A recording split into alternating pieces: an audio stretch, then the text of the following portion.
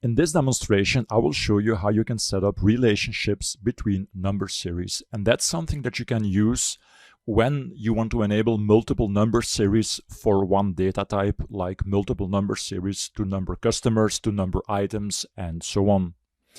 So first I will open the number series page.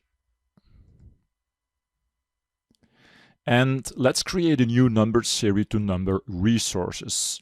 As you will see, there is already one, and I will change here the name to resource internal.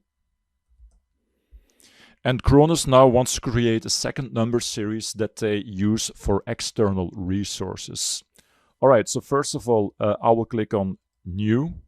So this is a very simple number series. I will click on the starting number field so that I can enter the starting number. And in this case, we don't use a starting date.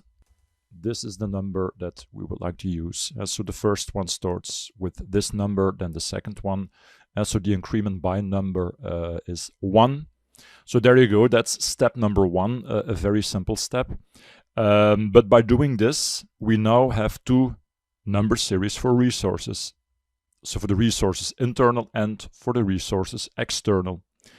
Now, in order to enable both number series when we create new resources, I need to set a relationship between the default one and the other one. So here you can see that this one is the default one. So I will select this line. Next, I will click here on More Options, Navigate Series Relationships. And I can now enter the relationship with the other number series. So there we go. Notice that we're of course not limited to one relationship. You can set up multiple ones if you want, but for this example, this one is okay. So there we go. And now the relationship is set up. So what is important in the resources setup? So let me go to the resources setup page.